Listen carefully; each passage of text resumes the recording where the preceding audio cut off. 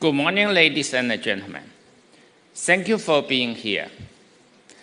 Today, Huawei announced it has filed a lawsuit against the U.S. government to challenge the constitutionality of the Section 889 of the 2019 National Defense Authorization Act, or NDAA. Huawei seeks remedies, including a declaratory judgment that the restrictions targeting Huawei are unconstitutional, and a permanent injunction against these restrictions. The U.S. Congress has repeatedly failed to produce any evidence to support its restrictions on Huawei products. After exhausting all other means to allay the doubts of some U.S. lawmakers, we are left with no choice but to challenge the law in court. This ban not only to unlawful, but also harms both Huawei and U.S. consumers. Huawei operates in more than 170 countries and regions.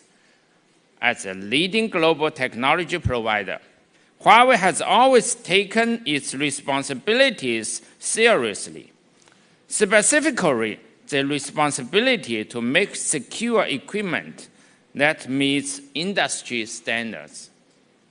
For 3 decades, we have maintained a solid track record in cybersecurity. Huawei has not and will never implant backdoors. We will never allow others to install any in our equipment. The U.S. government has long branded Huawei a threat. It has hacked our servers and stolen our emails and source code. Despite this, the U.S. government has never provided any evidence supporting their accusation that Huawei poses a cybersecurity threat. Still, the U.S. government is sparing no effort to smear the company and mislead the public about Huawei. Even worse, the U.S. government is trying to block us from the 5G market in other countries. Huawei has invested significantly to become the global leader of 5G. Given the United States has never presented any evidence to substantiate its security allegation, we question its content of not wanting other countries to use Huawei.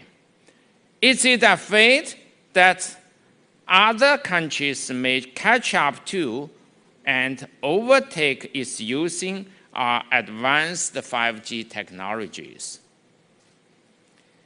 Maybe the U.S. government incorrectly believes it would benefit from the suppression of Huawei. But the truth is, restricting Huawei's contribution to American and other nations' 5G networks will only harm their national interests. Faster 5G network deployment can benefit all countries. Regrettably, the NDAA was enacted to restrict Huawei without giving us an opportunity to defend ourselves.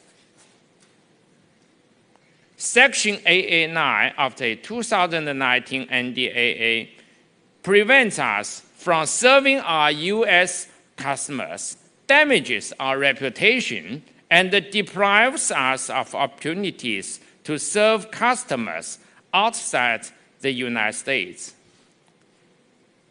It is the abuse of the U.S. lawmaking process. This section strips Huawei of its due process, violates the separation of power principle, breaks U.S. legal traditions and goes against the very nature of the Constitution. Section 8A9 infringes upon our rights and harms U.S. consumers. In enacting the NDAA, Congress acted unconstitutionally as judge, jury, and executioner. Other countries are rightly resisting the U.S. government's campaign against Huawei. And even the U.S. president himself has recently questioned using artificial security reasons to block Huawei. If this law is set aside, as it should be, Huawei can bring more advanced technologies to the United States and help it build the best 5G networks. Huawei is willing to address the U.S. government's security concern. Lifting the NDAA ban will give the U.S. government the flexibility it needs to work with Huawei and solve real security issues.